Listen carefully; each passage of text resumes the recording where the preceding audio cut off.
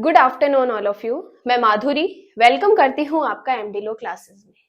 आज जो हम पढ़ने वाले हैं वो सीआरपीसी का एक मेजर टॉपिक है, जिसमें से एक मेंस का क्वेश्चन भी क्रिएट होता है और प्री के बहुत सारे क्वेश्चंस इसमें बनते हैं।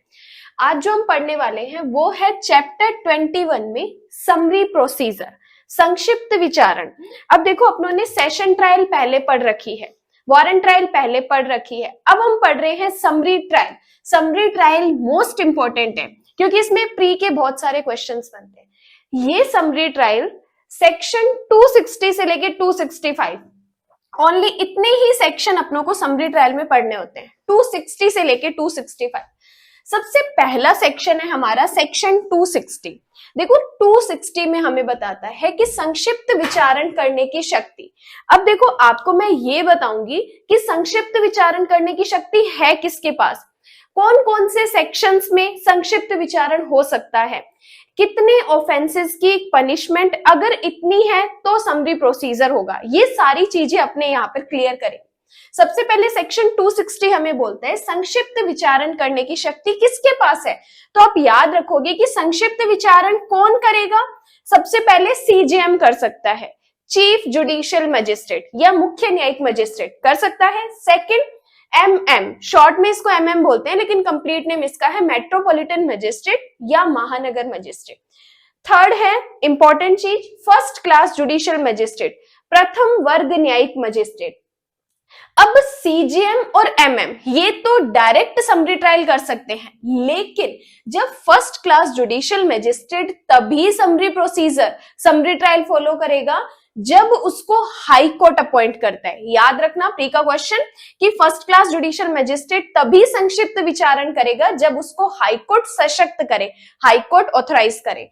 तो सबसेक्शन 1 संक्षिप्त विचारण कौन करेगा, CGM, MM, first class judicial magistrate, तभी जब हाई कोर्ट उसको सशक्त करे। सेकंड क्वेश्चन, किन किन मैटर में समरी ट्रायल हो सकता है, बहुत इंपॉर्टेंट चीज है। यहां पर आपको सेक्शंस दिए हुए हैं कि इन सेक्शंस में आप समरी प्रोसीजर कर सकते हो। कौन कर सकता है ये पहले बता दिया, अब किन किन मैटर में हो सकता है। देखो, सबसे पहले हमें बताता है कि ऐसे ऑफेंसेस जिसकी पनिशमेंट 2 वर्ष तक की है, मतलब जिसमें ना तो डेथ है, जिसमें न तो एलआई है और न ही 2 साल से अबव के मैटर्स है, उनमें समरी प्रोसीजर नहीं होगा। किनमें होगा, जिसमें 2 वर्ष तक की पनिशमेंट दे रखी है, सजा दे रखी है, कारावास दे रखा है, उसमें समरी प्रोसीजर हो सकता है। पहली बात तो ये क्लियर। दूसरी बात कहता है कि आईपीसी के सेक्शन, अब यहाँ पे जितने भी सारे सेक्शंस है ना, ये सारे आईपीसी के हैं।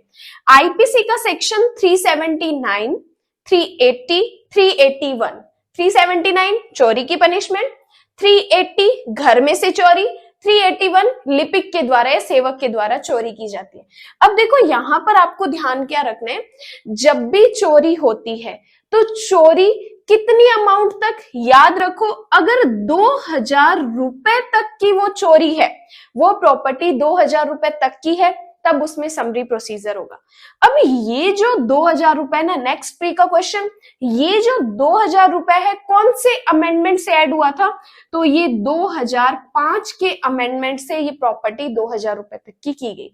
तो पहला, जिसमें पनिशमेंट 2 वर्ष तक की है उसमें समरी प्रोसीजर हो सकता है। दूसरा, आईपीसी सेक्शन 379, 380 एंड 381, उसमें क्या हो सकता है, समरी प्रोसीजर हो सकता है। और प्रॉपर्टी कितनी होनी चाहिए, चोरी जिस प्रॉपर्टी को चोरी किया गया है वो 2000 रुपए तक की होनी चाहिए।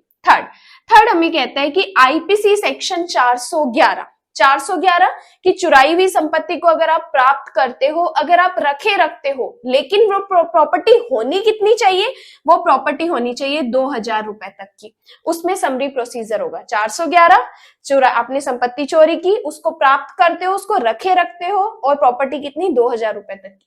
थर्ड हमें कहता है कि आईपीसी सेक्शन 414 में अगर आप चुराई हुई संपत्ति को छिपाते हो या उसका वहन करते हो और वो प्रॉपर्टी कितनी होनी चाहिए, 2000 रुपए तक की होनी चाहिए।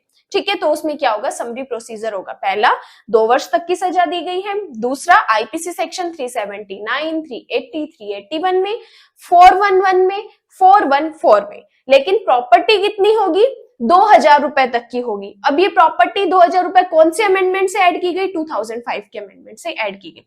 नेक्स्ट, आईपीसी सेक्शन 454 और 456 जो प्रच्छन्न गृहतिचार के लिए पनिशमेंट देता है, उसमें आपको समरी प्रोसीजर फॉलो करोगे। देन 504 और 506, 504 लोक प्रकोपित करने के आशय से और 506 आपराधिक अभित्रास के लिए पनिशमेंट। तब आप क्या कर सकते हो? इन सेक्शंस में समरी प्रोसीजर फॉलो कर सकते हो। देन अगर इन ऑफेंसेस में, ये जितने भी मैंने आपको सेक्शंस बताए, इनमें अगर आप अबैटमेंट करते हो, दुष्प्रेरण करते हो, तब भी संक्षिप्त विचारण फॉलो किया जाएगा।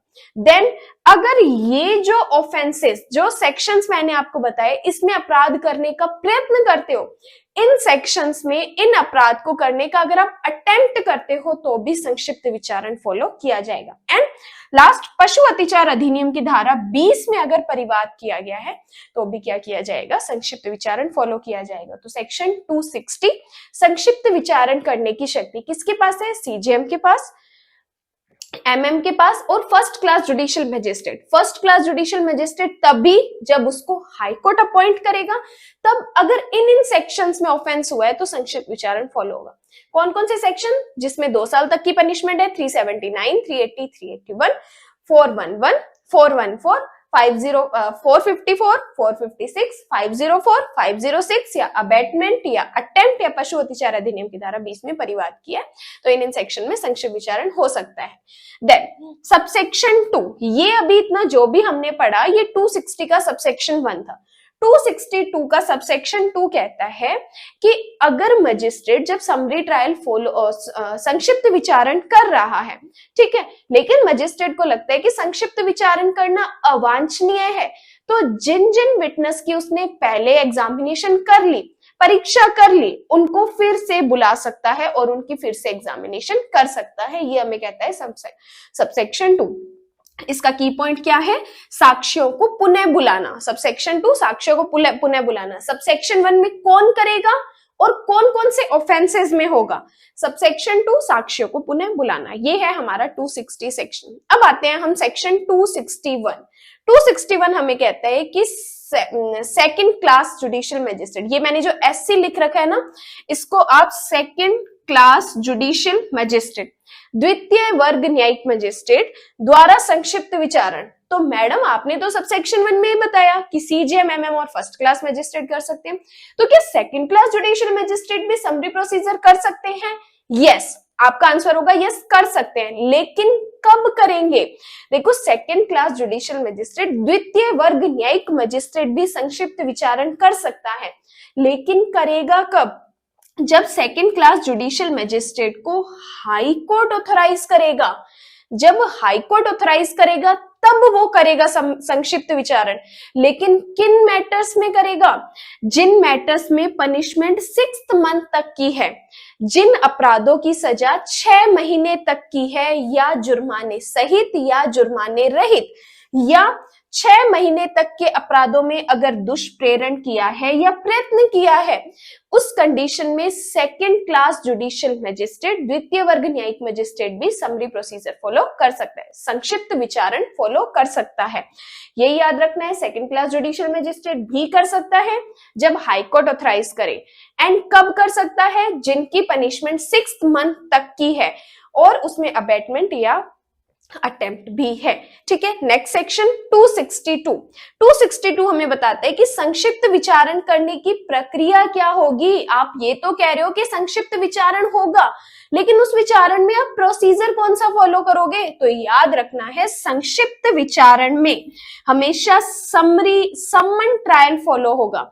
समरी ट्रायल में हमेशा सम्मन ट्रायल फॉलो किया जाएगा। जो सम्मन ट्रायल हम पढ़ते हैं उसको फॉलो किया जाएगा। चैप्टर 20 में हम सम्मन ट्रायल पढ़ते हैं, तो समरी ट्रायल में सम्मन ट्रायल का प्रोसीजर फॉलो किया जाएगा। अब देखो, अगर समरी ट्रायल होती है तो उसमें पनिशमेंट कितनी दी जाएगी?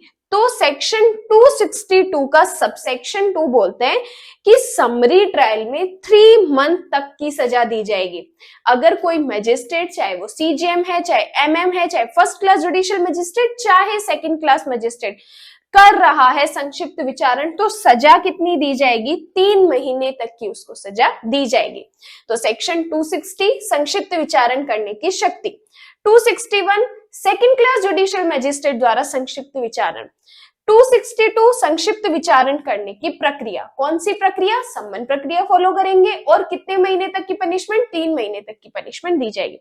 देन सेक्शन 263 इंपॉर्टेंट सेक्शन है, हमें बताता है संक्षिप्त विचारण में अभिलेख। अब संक्षिप्त विचारण में अभिलेख रिकॉर्ड कौन कौन से लिखोगे, तो देखो संक्षिप्त विचारण में हमें कहता है कि जो ऑफेंस का केस सीरियल नंबर है, जो अपराध का क्रम संख्यांक है, आप वो लिखोगे। तो आप क्या कर सकते हो, इसको एरो करके लिख सकते हो, क्रम संख्यांक लिखा जाएगा, ठीक है, जो भी सीरियल नंबर है। फिर आप क्या लिखोगे, अपराध किए जाने की तारीख, जिस दिन अपराध हुआ उस दिन की तारीख उस प्रोसीजर में, उस रिकॉर्ड में आपको लिखना पड़ेगा।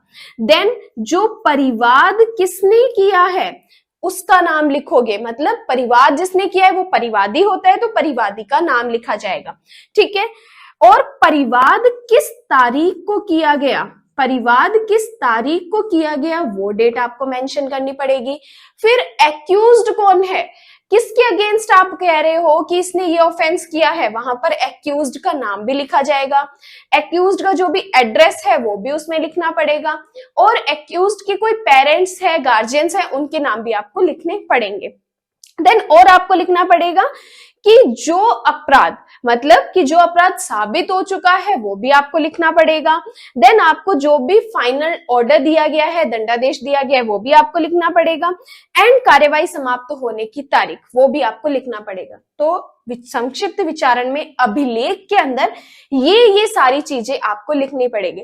अब आप बोल रहे हो मैडम ये आप हमको जो नंबरिंग में दे रखी है ये एज इट इज लिखनी पड़ेगी एग्जाम में, नहीं, ऐसा कोई जरूरी नहीं है, आप ये थोड़ा आगे पीछे भी कर सकते हो। और अगर इसमें से एक आधी चीज रह भी जाती है तो कोई ऐसी बिग डील नहीं है, कोई ऐसा इशू नहीं है, अगर एक आधी चीज भूल भी जाते हो चलेगा। लेकिन आप याद रखो कि ऑलमोस्ट चीजें आप कैसे याद रख सकते हो कि सीरियल नंबर आपको याद होना चाहिए, अपराध की तारीख होनी चाहिए, क्योंकि जिस ऑफेंस को आप कर रहे हो, जिस ऑफेंस के लिए आप बोल रहे हो, उसकी तारीख आपको लिखनी पड़ेगी।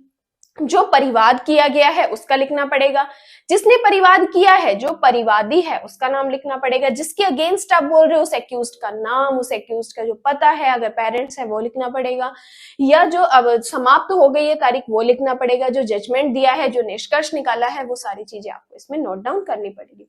तो सेक्शन 263 संक्षिप्त विचारण में अभिलेख। देन आता है सेक्शन 264। देखो सेक्शन 264 भी इंपॉर्टेंट है, क्योंकि सेक्शन 264 हमें कहता है संक्षिप्त विचारण मामलों में निर्णय दिया जाएगा, संक्षिप्त विचारित मामलों में निर्णय दिया जाएगा। अब देखो बेरेक्ट में हमें ये कहा गया है कि संक्षिप्त विचारण मामलों में, पढ़ रही हूं मैं बेरेक्ट, अगर आप भी जब भी क्लास लगाते हैं तो पूरी कोशिश कीजिए कि अपने हाथ में बेरेक्ट रखो, क्योंकि आपको पता रहेगा कि मैडम बेरेक्ट में कहां से क्या चीज पढ़ रही है। देखो 264 हमें बोलता है कि संक्षिप्त विचारित प्रत्येक ऐसे मामले में मजिस्ट्रेट साक्ष्य का सारांश और निष्कर्ष के कारणों को संक्षिप्त कथन देते हुए निर्णय अभिलेखित करेगा। कि जब समरी ट्रायल हमने की, संक्षिप्त विचारण हमने किया, उसमें जब हम जजमेंट दे रहे हैं तो जजमेंट में क्या क्या चीजें मजिस्ट्रेट को लिखनी पड़ेगी। पहला, मजिस्ट्रेट साक्ष्य का सारांश लिखेगा, जितने भी एविडेंस उसने लिए उसका सारांश उसमें लिखेगा, और जजमेंट के रीजंस देने पड़ेंगे, आखिर उसने जजमेंट किस बेस पे दिया है, निष्कर्ष के कारणों को वो अभिलिखित करते हुए अपना जजमेंट लिखेगा। 265 हमें कहता है अभिलेख और निर्णय की भाषा। सेक्शन 265 हमें बोलता है अभिलेख और निर्णय की भाषा। अब देखो ये जो निर्णय की भाषा है ना, ये इंपॉर्टेंट है कि जो जजमेंट लिखा जाएगा किस लैंग्वेज में लिखा जाएगा, किस लैंग्वेज में जजमेंट लिखा जाएगा। तो आपको याद रखना है जजमेंट हमेशा कोर्ट की लैंग्वेज में लिखा जाएगा। पढ़ती हूं मैं सब सेक्शन है। ऐसा प्रत्येक अभिलेख और निर्णय की भाषा क्या होगी, अंडरलाइन करो, न्यायालय की भाषा में लिखा जाएगा। कोर्ट की जो लैंग्वेज होगी, चाहे वो कोर्ट हिंदी लैंग्वेज फॉलो कर रहा हो, चाहे इंग्लिश लैंग्वेज फॉलो कर रहा हो, या किसी स्टेट की पर्टिकुलर लैंग्वेज है, चाहे वो गुजराती है, मराठी है, उसमें उसको लैंग्वेज अपना जजमेंट लिखना पड़ेगा। सबसेक्शन 2, सबसेक्शन 2 में स्टूडेंट्स बहुत कंफ्यूज होते हैं कि मैडम ये कहना क्या चाहता है। देखो, सबसेक्शन 2 कहते हैं हाईकोर्ट संक्षिप्त विचारण करने के लिए सशक्त किए गए किसी मजिस्ट्रेट को प्राधिकृत कर सकता है। हाईकोर्ट ने प्राधिकृत किया, चाहे वो फर्स्ट क्लास जुडिशियल मजिस्ट्रेट है, चाहे सेकंड क्लास जुडिशियल मजिस्ट्रेट है, वह पूर्वोक्त अभिलेख या निर्णय दोनों अधिकारी से तैयार कराए जो मुख्य न्यायिक मजिस्ट्रेट द्वारा इस निमित्त नियुक्त किया गया है, और इस प्रकार तैयार किया गया अभिलेख या निर्णय ऐसे मजिस्ट्रेट द्वारा हस्ताक्षरित किया जाएगा। कि हाईकोर्ट सीजीएम से कहेगा कि तुम्हारे पास जितने भी सबऑर्डिनेट है, आप चाहे तो वो जजमेंट उनसे रेडी करवा सकते हो, देन आपको सिग्नेचर करने पड़ेंगे। ये कहता है सबसेक्शन 2। तो सेक्शन 260 हमने पढ़ा कि पावर किसके पास होगी। अब देखो, अगर प्री का क्वेश्चन आपसे पूछे कि सेकंड क्लास जो संक्षिप्त विचारण है उसका कौन कर सकता है, तो पहला आंसर सीजेएम कर सकता है, दूसरा एमएम कर सकता है, तीसरा फर्स्ट क्लास जुडिशियल मजिस्ट्रेट कर सकते हैं जब हाईकोर्ट ऑथराइज करे sorry, and second class judicial magistrate भी कर सकता है जब उसको हाईकोर्ट अथराइज करे। लेकिन किन मैटर्स में संक्षिप्त विचारण वो करेगा, जिसमें 6 मंथ तक की पनिशमेंट दी गई है, इनमें संक्षिप्त विचारण फॉलो होगा।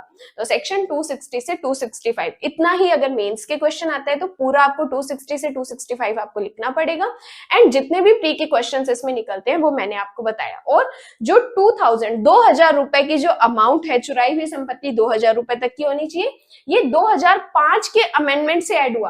तीनों में जिनमें भी 2-2 हजार रुपए दिए गए वो 2005 के अमेंडमेंट से ऐड किए। ये भी एक प्री का क्वेश्चन इंपॉर्टेंट है, ये भी आपको पता होना चाहिए। तो ये पूरा हमने आज संक्षिप्त विचारण पर सीआरपीसी का। सीआरपीसी की कंप्लीट क्लासेस भी यूट्यूब पर स्टार्ट होंगी 17 या 18 से सीआरपीसी कंप्लीट यूट्यूब पर मैं आपको पढ़ाऊंगी, और लाइव क्लास में आपको पढ़ाऊंगी। एक पर्टिकुलर टाइम फिक्स होगा जिसमें कंप्लीट सीआरपीसी में आपको पढ़ाऊंगी, और जो सीआरपीसी हम पूरी पीडीएफ से हर सेक्शन से सेक्शन 1 से 484 तक पढ़ेंगे। पूरी जो पीडीएफ होगी दिन की, चाहे हमने 4 सेक्शन पढ़े, चाहे 5 पढ़े, या पूरा एक सेक्शन पढ़ा, चाहे वो मेजर सेक्शन है, तो जो भी हमने जिस पीडीएफ से पढ़ा वो पीडीएफ माधुरी के एमडी लॉ क्लासेस के टेलीग्राम ग्रुप पर अपलोड कर दी जाएगी। तो आप एमडी लॉ क्लासेस के टेलीग्राम ग्रुप को ज्वाइन कर सकते हैं, उसमें डेली की पीडीएफ आपके साथ शेयर कर दी जाएगी। एंड आपने अभी तक चैनल को सब्सक्राइब नहीं किया तो फटाफट से सब्सक्राइब कर दो, ताकि जब भी लाइव क्लास आएगी तो सबसे पहले नोटिफिकेशन आपके पास पहुंचे। And thank you so much.